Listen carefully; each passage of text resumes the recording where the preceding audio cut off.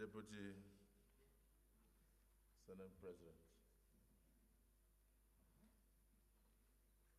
the Deputy Majority Whip of the Senate,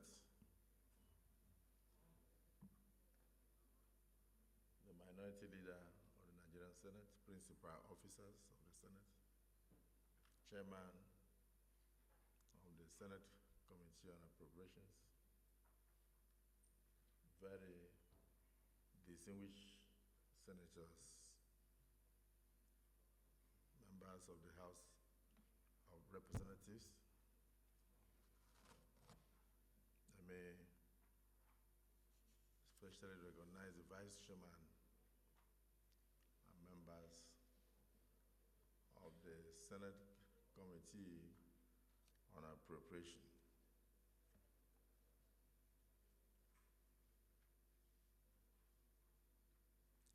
Clerk to the National Assembly, my dear brother, Rajesh Tambawa, the ministers, it's not every appointee of government that is committed to his work. I had a rare privilege to be a chief executive. Everybody wants to be appointed. And after the appointment, very few remain committed to the appointment. They select the events they attend, and they attend only events that will move their pocket forward and not the nation forward. Or they do psychophancy when their appointer, the governor or president, is available in events. That is when you see them running around, passing from one seat to the other so that they will be seen. When the president or governor is unavailable, they have no interest in state functions. So when you see an appointee who comes to a function in the absence of the appointer, it means that that appointee is committed to the nation and not to his pocket. So I applaud you for your presence here today.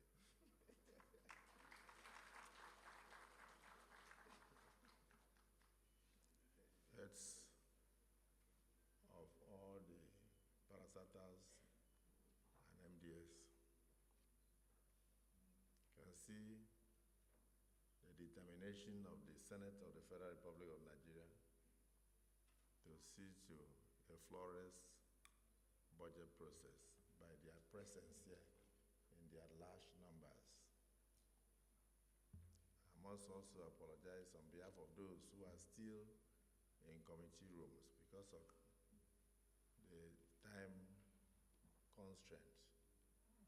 Some of the committees are allowed today to proceed to continue the sittings. For instance, the Inspector General of Police and the Committee on Police Affairs just concluded their budget defense and defense of their proposals.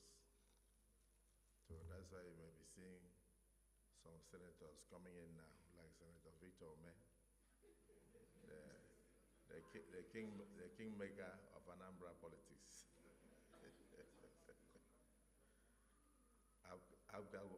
Abgawan. Now, no? Yeah? Are you a Labour now? Are you in Labour now? Your loyalty is not in doubt, but I didn't know you are laboring. The permanent secretaries of all the ministries and MDS who are present here today, the NGOs, the CSOs, concerned Nigerian citizens, members of the public and private sectors, and some invited guests. welcome you, and I welcome all the gentlemen of the press, and even those beautiful voices that sang the Nigerian national anthem. I'm here to show solidarity and to emphasize the seriousness of the process of enacting the 2025 Appropriation Act. But before I do that, I'd like us to rise to observe 1 minute silence in honor of one of the principal officers of the National Assembly who passed on about 24 hours ago. Her name, Adewumi Oriyomi Adenuga. Adenuga. I'm pronouncing as a son of the soil. Yes. Adenuga. Mrs. Until recently, until yesterday, she served as the deputy whip in the House of Representatives. But we got the news that she has passed on. So before I make any remark, I want to plead with you that we rise and pay respect by observing 1 minute silence in her honor.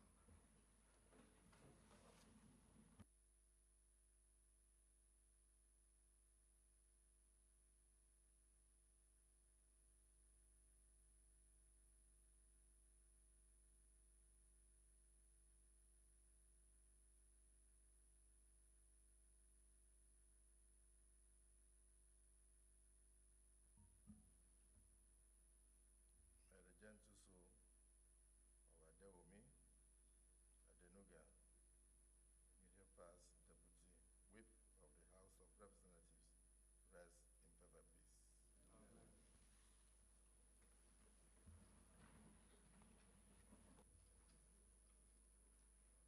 With solemn feelings and unyielding resolve that I warmly once again welcome all of you to this stakeholders public hearing and interactive session on the 2025 Appropriation Bill, which I love to term the 2025 Budget of Restoration, Securing Peace, and Rebuilding Prosperity.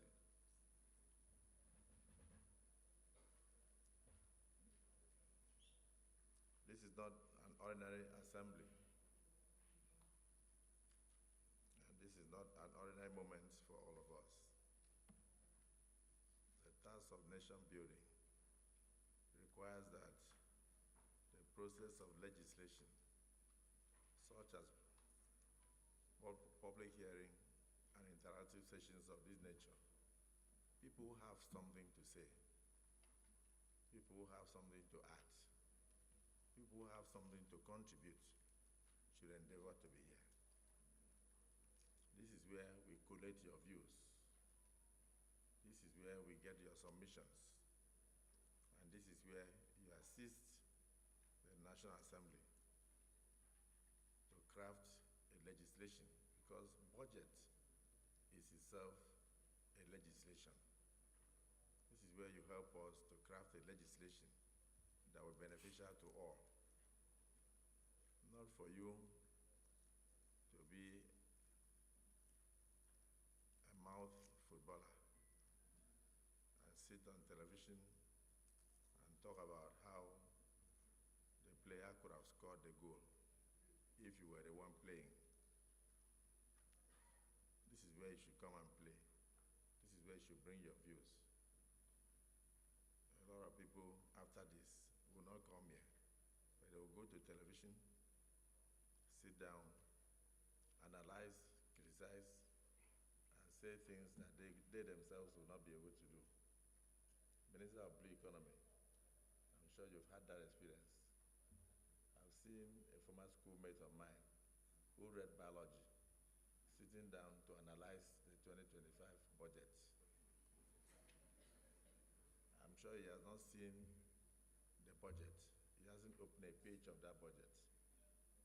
Just from rumors and social media, you see him sitting down and talking as if he actually knows what he was talking about.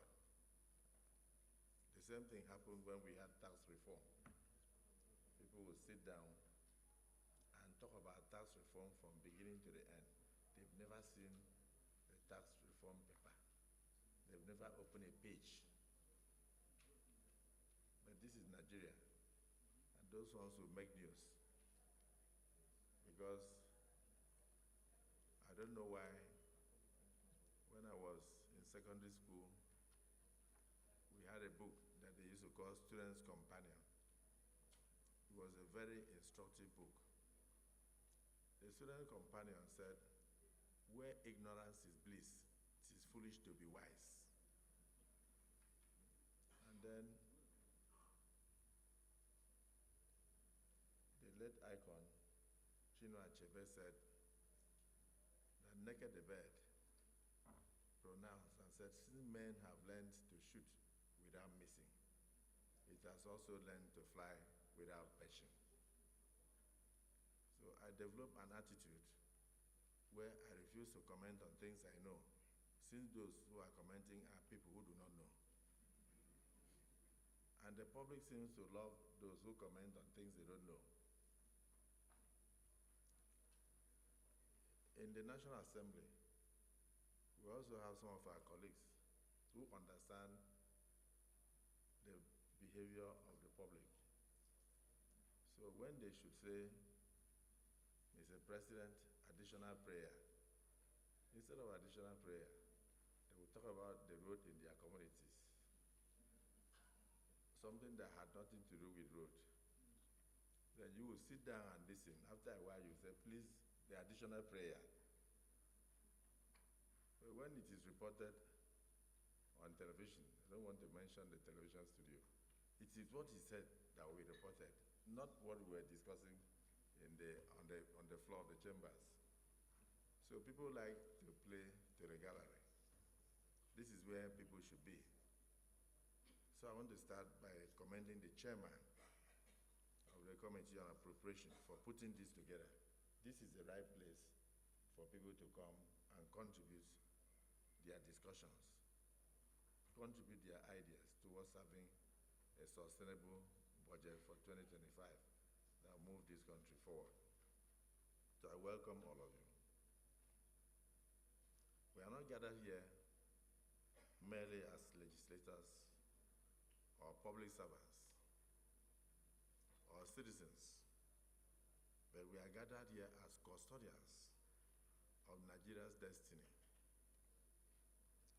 We are gathered here as stewards of promises and architects of future Nigeria who believe strongly that Nigeria should be better than what it is today. So on behalf of the entirety of the leadership of the National Assembly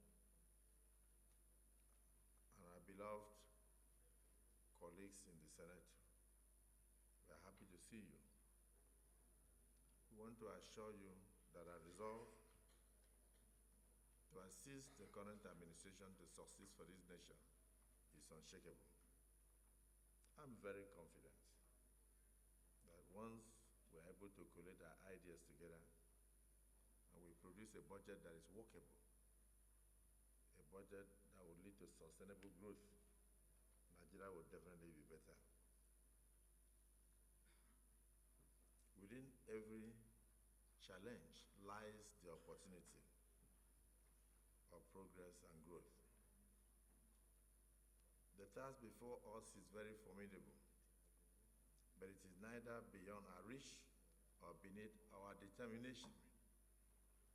This budget of restoring this nation, is a beacon of hope, a strategic instrument to secure peace, ignite prosperity, and lay the cornerstone of a stronger and more resilient economy for Nigeria. This interactive session reflects the wisdom in the African proverb that says, if you want to go fast, then you walk alone. But if you want to go far, then you all come together and go together. By coming together, the government, the private sector, and the citizens today, we can go very far in crafting a budget that not only meets immediate needs, but also builds a resilient and inclusive economy for generations to come. It demonstrates that governance is not a solitary endeavor, but a collaborative mission. Let us therefore deliberate in order to craft a budget that embodies the aspirations, the struggles, and dreams of all Nigerians.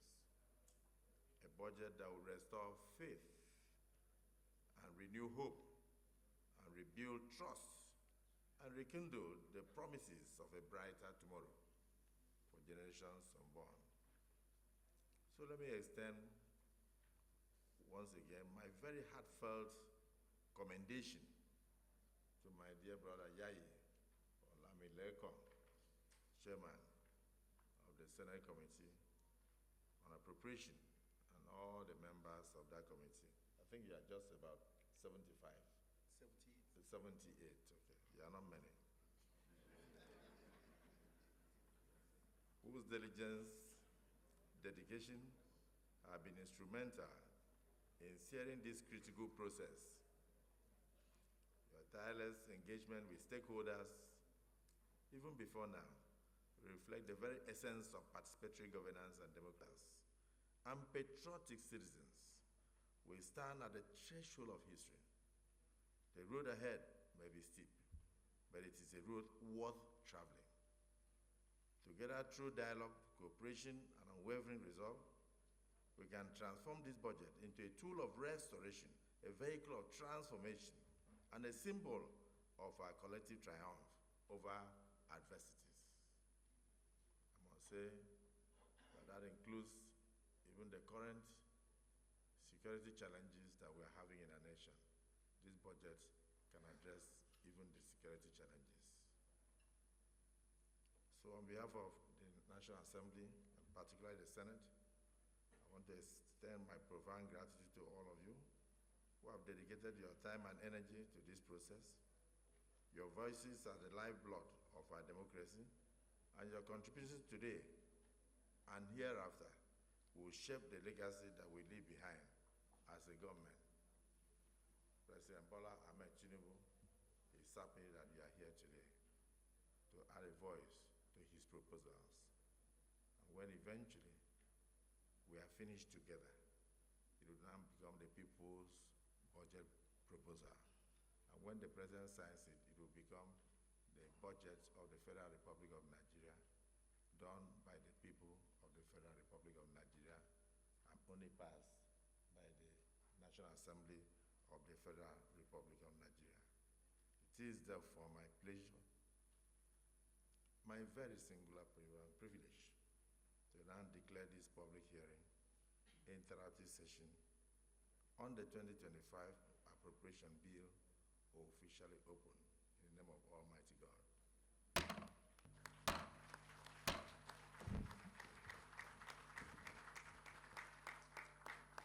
May God bless all of you, and may God bless the Federal Republic of Nigeria.